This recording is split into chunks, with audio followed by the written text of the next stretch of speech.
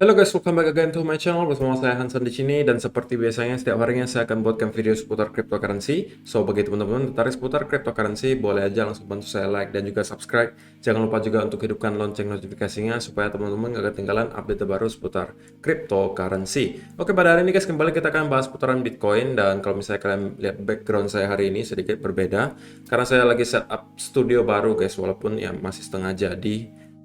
Cuman udah bisa dipakai gitu kan. Dan saya juga terbuka untuk saran kalau misalnya teman-teman punya saran studio ini perlu diapain gitu supaya lebih menarik. Saya pengen tahu komentar kalian di kolom komentar di bawah. Bantu saya untuk dekor-dekor ya guys ya. Oke. So, kita akan langsung mulai aja. Pertama dari CoinMarketCap terlebih dahulu. Pada hari ini secara global market cap kripto berada di angka 2,27 triliun dolar atau turun sekitar 3,85%. Nah, Bitcoin sendiri di angka 48.400-an, turun 2%, Ethereum 4.132, Binance Coin 578, Solana 180, Cardano 1,3 dolar, XRP 0,84, kemudian Polkadot 27 dolar, kemudian Terra Luna tetap berada di urutan ke-10 dengan angka 68,52 dolar. So, itulah outlook sementara dari beberapa top coin yang ada. Hari ini kita melihat overall rata-rata merah gitu ya. Cuma ada dua aja yang hijau. Pertama XRP, kedua ya stablecoin rata-rata hijau sih ya. Ya stablecoin kita nggak bisa ngitung lah. Oke, jadi berita pertama di sini dikatakan analyst says Bitcoin behavior at 47.5k mirrors the pre-breakout 2017 market. Jadi ya ini pasukan fraktal lagi alias cocoklogi gitulah ya. Yang mengatakan pergerakan kita sekarang ini sebenarnya ya tidak jauh berbeda dengan yang terjadi di tahun 2017. Pertama dari TechDev gitu ya, dia bandingkannya tidak cuma dari segi price action-nya, tapi juga dari RSI-nya. Nah, kalau misalnya teman-teman perhatikan di tahun 2017 kita mendapati bear market, kemudian kita kembali mendapati bull market berikutnya di sini. Di akhir tahun 2020 kita mendapati rally yang kencang di sini, ya kan? Tetapi kalau misalnya teman-teman perhatikan pergerakannya sebelum itu juga kita mendapati juga semacam bullish pennant gitu ya. Dan kita mendapati retest ke bullish pennant tersebut sebelum kita melanjutkan rally ke atas. Nah, hal yang sama juga menurut si TechDev terjadi sekarang, di mana kita kembali mendapati bullish pennant, oke? Dan juga sekarang kita mendapati tahap retest. Dan di indikator RSI menariknya juga mirip ya. Kalau misalnya teman perhatikan ya memang jagonya si cocoklogi ini si TechDev gitu. Bisa aja gitu dia ketemu kemiripan gitu kan di antara cycle-cycle sebelumnya dengan yang sekarang. Nah, kalau untuk RSI teman-teman bisa perhatikan kita juga membentuk semacam trendline di sini, kemudian kita breakout dari trendline tersebut kemudian melakukan retest. Hal yang sama terjadi sekarang juga gitu ya. Kemudian di indikator stokastik RSI juga sama. Sekarang kita berada di zona oversold gitu ya. Jadi kalau dibilang mirip, kalau kita lihat secara kasat mata seperti ini ya memang mirip ya guys ya. Jadi memang pinter aja si TechDev itu memberikan hobi untuk kita gitu ya. Next, ini juga adalah salah satu cocoklogi lah gitu ya, atau fraktal yang dibuat dari salah satu analis. Dan kali ini dia hanya menilai dari segi price action-nya gitu guys. Kalau misalnya diperhatikan tahun 2017, kurang lebih di bulan April, kita juga mendapati price action yang kurang lebih sama, di mana kita mendapati ada beberapa wave ke bawah. Kalau di sini kurang lebih 3 wave ya, 1, 2, 3 wave. Kemudian kita melanjutkan kenaikan ke atas. Nah, menurut dia juga kali ini kita mendapati hal yang sama gitu, 1, 2, 3 wave-nya. Kemudian kita bisa jadi akan mengulang hal yang sama dengan yang terjadi di tahun 2017. Namun saya aware kalau misalnya teman-teman mengatakan, kok tapi kan itu kan data historis kok.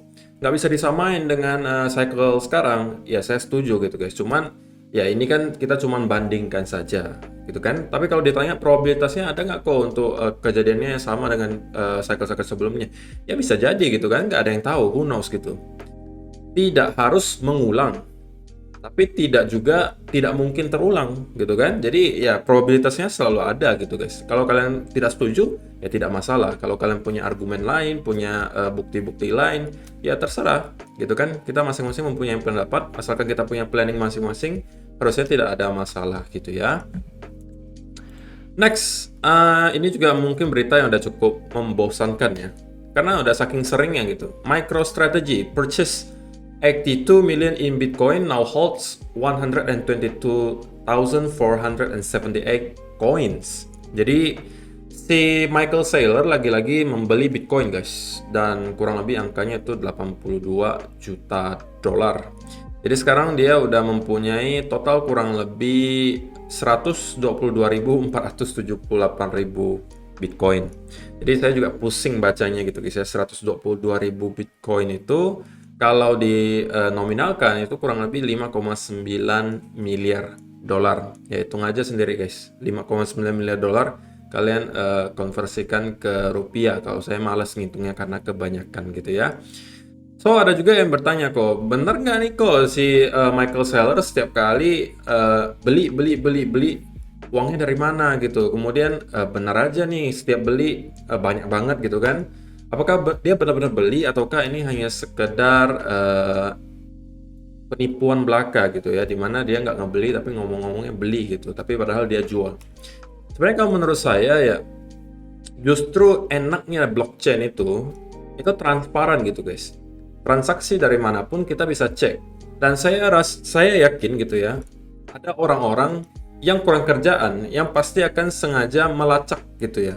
Beberapa wallet-wallet besar seperti wallet-wallet Paus gitu, wallet-wallet MicroStrategy dan lain sebagainya, dan mereka akan tahu gitu bahwa apakah mereka benar-benar ngebeli atau mereka ini cuma ngomong doang gitu.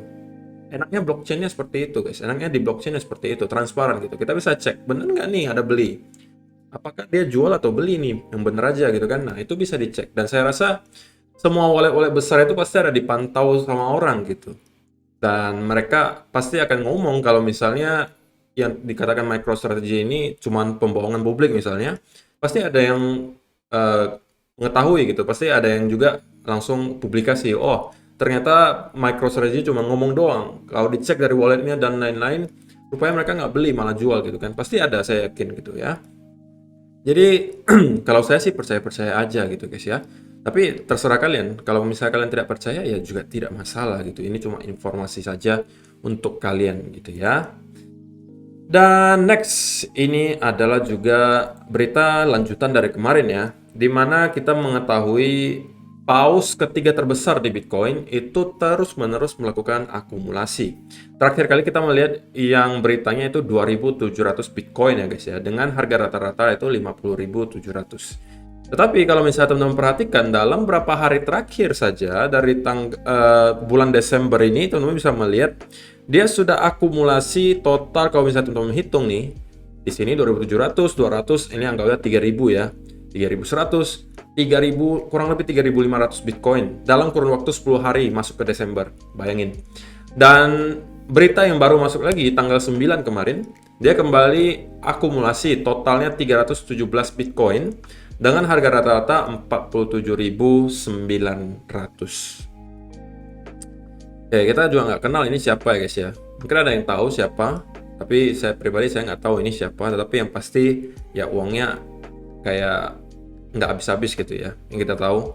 Karena kita melihat pembeliannya itu ya gede-gede semua guys. Dan dalam berapa hari saja dia bisa akumulasi 3.000-an Bitcoin. Jadi bukan main-main ini nominalnya gitu ya.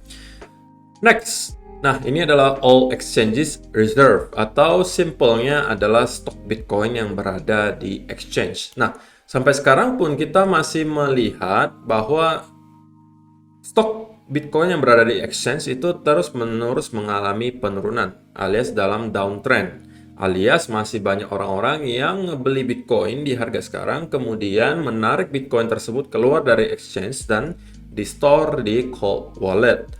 Dan kalau misalnya teman-teman bandingkan dengan yang terjadi di bulan Mei kemarin, nah ini mungkin akan menjadi sebuah clue juga untuk kita gitu ya. Apakah kali ini kita benar-benar sudah mendapati top dari bull market kita dan kita akan mendapati lagi leg berikutnya ke bawah, ataukah kita ini sekarang hanya dalam tahap koreksi biasa dan kita akan kembali mendapati leg berikutnya ke atas. Nah, salah satunya adalah indikator di sini atau data di sini menurut saya cukup penting untuk kita pantau. Kalau misalnya kalian perhatikan di bulan Mei kemarin, kita juga mendapati koreksi cukup dalam di sini ya guys ya. Sebelum kita kemudian mendapati sebuah bull trap atau kalian mau sebutnya dead cat bounce atau kalian mau sebutnya apapun itu, relief rally atau apapun itu, setelahnya kita mendapati lagi leg kedua ke bawah gitu kan. Nah, ketika kita membuat bull trap di sini, kita melihat all exchange reserve-nya itu mulai start terus merangkak naik. Jadi harganya naik, all exchange reserve-nya juga naik. Nah, ini berarti walaupun harganya naik di sini, tetapi udah banyak orang start untuk mendepositkan Bitcoin-nya ke exchange, yang biasanya kemungkinan besar itu untuk dijual. Untuk sekarang, keadaannya sedikit berbeda, di mana kita mendapati all exchange reserve itu masih dalam keadaan terus-menerus menurun gitu ya. Walaupun per hari ini kita melihat ada sedikit peningkatan, namun menurut saya belum cukup signifikan untuk bisa kita katakan bahwa ini adalah hal yang sama terjadi dengan di bulan Mei juga. Jadi kita masih perlu data lebih lanjut. Mungkin kita harus menunggu 1 atau 2 minggu lagi untuk chart ini develop dan kita bisa memperhatikan patternnya. Apakah mirip dengan yang terjadi di bulan Mei kemarin? Jika memang mirip, ya seperti yang sudah saya sampaikan juga, mungkin saya akan mempunyai planning untuk mengurangi porto saya di kripto. Tidak keluar semuanya, tapi mengurangi gitu ya, karena ya saya melihat data historisnya. Jika kita melihat all exchange reserve itu naik seiring harganya juga mendapati koreksi ke atas, itu biasanya adalah sebuah bull trap gitu ya. Jadi itu akan saya update juga ke kalian nantinya pastinya. Jadi stay tune terus di channel ini, jangan sampai kalian ketinggalan dan malah kejebak di puncak gitu ya. So itu aja untuk data dan berita hari ini, dan kita langsung masuk aja ke chartnya Bitcoin. Oke, dan kita akan mulai dari daily chart terlebih dahulu ya. Kalau misalnya teman-teman perhatikan di sini, ya seperti yang disampaikan kemarin guys, jika kita mampu breakout dari trend line di sini, jadi saya sampaikan kemarin di sini kita membentuk semacam potential symmetrical triangle, gitu kan? Nah, symmetrical triangle itu bisa breakdown, bisa breakout ke atas. Jadi kita masih perlu menunggu keputusan dari market, tapi market ternyata pengennya breakdown gitu ya. Dan saya sampaikan apabila kita breakdown, area pertama yang perlu kita perhatikan tentunya adalah area major support di 48 sampai 47 ribu. Dan sepertinya kita sekarang masih tertahan di area tersebut, oke? Nah, kalau misalnya kita tidak mampu bertahan di sini, maka next area support akan berada di sekitaran area 43.000. Nah, kalau misalnya teman-teman lihat di daily chart, kita lanjut di daily chart ya. Atau mungkin kita pakai chart yang lebih bersih aja ya. Kita ini hapus saja.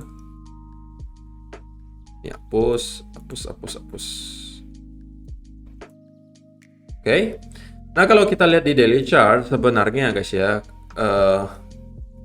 kita sekarang malam jatuhnya mirip seperti pergerakan yang terjadi di sini.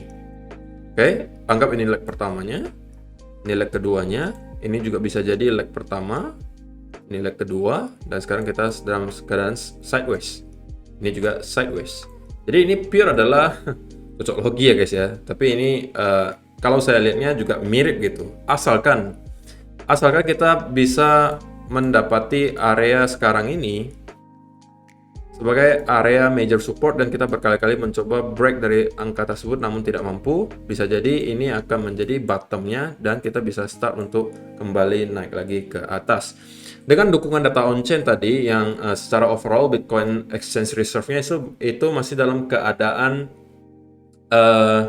downtrend gitu ya. Dan kalaupun katakanlah kita akan mimicking atau menyerupai yang terjadi di bulan Mei kemarin, di mana kita mendapati bull trap nanti kemudian leg berikutnya ke bawah, ya saya rasa kita juga mempunyai kesempatan untuk mengetahui hal tersebut ketika saya rasa juga nanti kita at least akan mendapati sedikit rally lah gitu ya, baik itu datangnya dari sini ataukah kita dari sini kita baru start rally lagi seperti ini. Nah, ketika rally seperti ini, kita perlu melihat lagi Bitcoin all exchange reserve-nya. Apakah menyerupai yang terjadi di bulan Mei, ataukah sebaliknya, di mana reserve-nya terus-menerus menurun, itu berarti kita akan kemungkinan mendapati terus rally ke atas. Tapi kalau misalnya yang terjadi sebaliknya, di mana kita mendapati ada relief rally atau retracement ke atas, namun Bitcoin all exchange reserve-nya juga ikutan naik, maka itu saya akan sedikit waspada dan mungkin akan sedikit mengurangi porto saya di cryptocurrency. Tapi bukan keluar semua ya guys ya, saya hanya mengurangi gitu ya. Apakah teman-teman setuju bahwa pergerakan kali ini kalau misalnya diperhatikan itu mirip guys dengan yang terjadi di bulan September kemarin, di mana kita mendapati ada berapa hari di sini kita sideways ya. Ya kurang lebih 11 hari gitu ya. Kalau misalnya kita bandingkan dengan yang terjadi sekarang, ya kita baru kurang lebih 1 mingguan. So kalau misalnya kita mimik dengan yang terjadi di sini, ya kurang lebih mungkin 1 mingguan lagi sebelum kita melihat rally ke atas. Dan Itu pun catatannya kita harus mampu stay di sekitaran major support di sini ya guys ya, di 48 sampai 47.000. Oke, jadi kalau misalnya teman-teman perhatikan, ya kalau saya sih ngelihatnya mirip ya guys ya, cuman ini mirip doang gitu kan, belum tentu akan mengulang. Tapi apabila yang terjadi nanti kita juga mendapati sideways seperti ini, kemudian tiba-tiba mendapati impulsive move yang seperti yang terjadi di sini, ya bukan tidak mungkin kita akan menyerupai atau mengulang hal yang sama dengan yang terjadi di bulan September kemarin. Karena secara data on-chain sebenarnya mirip ya, dimana di data on-chain ketika waktu kita melihat koreksi di sini, kalau teman-teman masih ingat, juga saya sampaikan gitu, bahwa kita melihat semacam efek ketapel gitu, efek ketapel di mana harganya itu sebenarnya udah pengen naik gitu, tapi terus-menerus ditekan ke bawah, sampai pada akhirnya tidak mampu lagi ditekan dan akhirnya kelepas ketapelnya dan langsung boost naik ke atas. Sama terjadi juga di bulan Mei. Kalau teman-teman masih ingat juga, sudah saya sampaikan dari data on-chain itu masih dalam keadaan bullish gitu ya, dan kita melihat divergence di data on-chain dengan pergerakan harganya. Dan itu menciptakan sebuah efek ketapel juga di mana harganya harusnya sudah naik tapi terus-menerus ditekan turun dan pada akhirnya kita boom naik lagi ke atas. Kemudian ada yang tanya lagi kemarin, kok itu masih berlaku nggak kata Koko ada efek ketapel dan lain sebagainya? Kalau menurut saya sampai sekarang saya belum berubah, saya masih melihat data on-chain-nya masih dalam keadaan bullish gitu ya, dan divergence dengan pergerakan harga di sini di mana harga terus-menerus menurun, tetapi exchange reserve itu terus-menerus menurun juga gitu ya. Jadi dalam artian illiquid supply-nya itu naik ya, illiquid supply dalam artian stok Bitcoin yang tidak lagi liquid di exchange itu terus-menerus naik, sedangkan harganya itu terus menurun, di mana itu biasanya adalah divergence yang ke arah bullish gitu ya. So itu aja sih saya rasa yang perlu saya sampaikan hari ini secara price action. Ya kalau misalnya kalian zoom in ke 1 hour atau 15 minute chart, sebenarnya tidak banyak yang bisa kita bahas hari ini. Karena overall kita masih ya tertahan sepertinya di area 47 sampai 48.000. Kalau misalnya teman-teman melihat nanti kita breakdown dari sini, saya rasa itu bukan indikasi yang baik gitu ya, apalagi jika disertai dengan konsolidasi, breakdown, konsolidasi berupa mungkin bear flag atau pattern continuation lainnya. Maka kalau ini yang terjadi, kemungkinan kita akan menjadikan area ini lagi sebagai major resistance dan kita akan kembali down lagi ke bawah. Jadi untuk sementara ya bisa jadi kita masih akan bermain di kedua area ini guys ya. Kalau misalnya teman-teman ada menonton video saya beberapa hari yang lalu, saya juga pernah menyampaikan gitu ya, saya pribadi tidak akan terkejut gitu ya apabila kita mendapati Bitcoin itu sideways di sekitaran dua area major support di sini selama berhari-hari sebelum kita menentukan pengennya kemana gitu marketnya gitu kan. Dan seperti yang saya sampaikan, ini adalah kedua area ini adalah pintunya gitu guys. Ini pintu bawah, ini pintu atasnya. Ini kalau misalnya teman-teman subscriber lama harusnya udah tahu lah ya, bahwa di atas ini adalah major resistance, bawahnya adalah major support gitu ya. Jadi tidak heran kalau kita bouncing back and forth di sekitaran sini sebelum kita menentukan lagi arah berikutnya. Kalau misalnya kita mampu close dan consolidate di salah satu arah, katakanlah kita breakout dari sini dan consolidate, maka itu kemungkinan biasnya sedikit lebih ke arah bullish. Tapi yang terjadi apabila sebaliknya kita breakdown dari major support dan consolidate di bawah, maka next area supportnya adalah di sekitaran 43.000. Jadi simple aja ya guys ya. Untuk sementara kalau misalnya kita masih berada di kedua area ini, ya kita masih bisa kategorikan Bitcoin ini dalam keadaan sideways gitu ya. Jadi belum banyak yang bisa kita lakukan selain wait and see terlebih dahulu. Juga mungkin ada yang komen, Koko masih hari wait and see gitu. Ya memang itu kalau misalnya spot beda lagi ya guys ya. Kalau misalnya spot, saya pribadi udah saya katakan saya terus melakukan dollar cost averaging. Tetapi viewer saya tidak semuanya adalah investor di spot, ada juga yang traders. Nah kalau traders yang benar itu mereka harus tahu gitu, kapan harus agresif di market, juga harus wait and see terlebih dahulu alias lebih defensif. Jangan sampai kalian setiap kali harus agresif. Karena apa? Karena tidak setiap hari keadaan market itu memungkinkan untuk kita trading. Oke, kalau keadaan sideways seperti ini, itu menurut saya tidak terlalu worth it ketika kita trading. Lebih baik kita trading ketika patternnya sudah lebih jelas, arahnya sudah lebih jelas, probabilitasnya sudah lebih tinggi, baru kita ikutan untuk trading, karena tidak ada kewajiban kita untuk setiap hari berada di market gitu guys. Tidak ada kewajiban.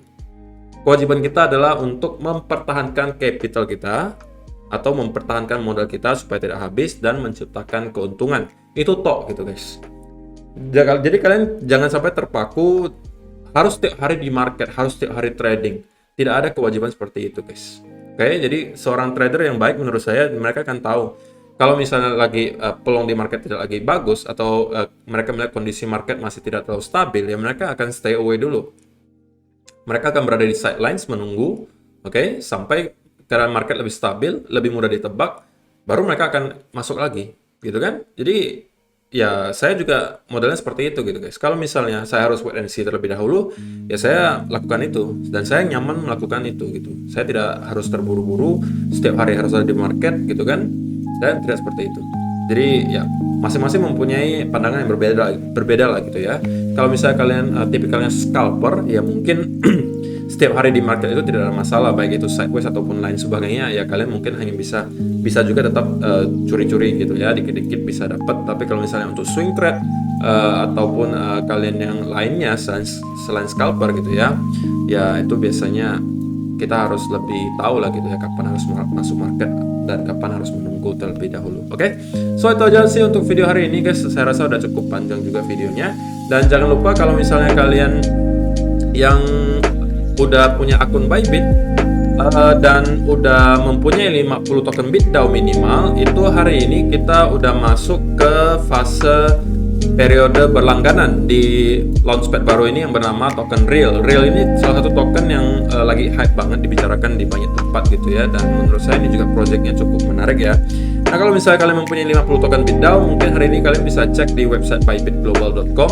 Harusnya kalian bisa Kalau misalnya kalian mempunyai 50 token BitDAO minimal, rata-ratanya kalian harusnya bisa commit dan kalian nanti akan mendapatkan alokasi token Real ini, dan ini adalah jamnya. Jadi ada total 6 jam lagi sampai kalian bisa commit BitDAO kalian. Setelah itu akan masuk ke fase distribusi dan kalian bisa mendapatkan token Real ini.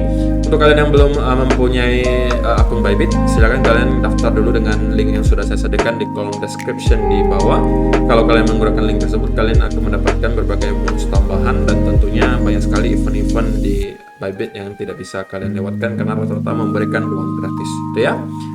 So, terima kasih yang sudah menonton sampai selesai. Kalau misalnya kalian suka dengan video kali ini, mohon bantuan like-nya dan kita akan bertemu lagi di video yang berikutnya. Bye-bye.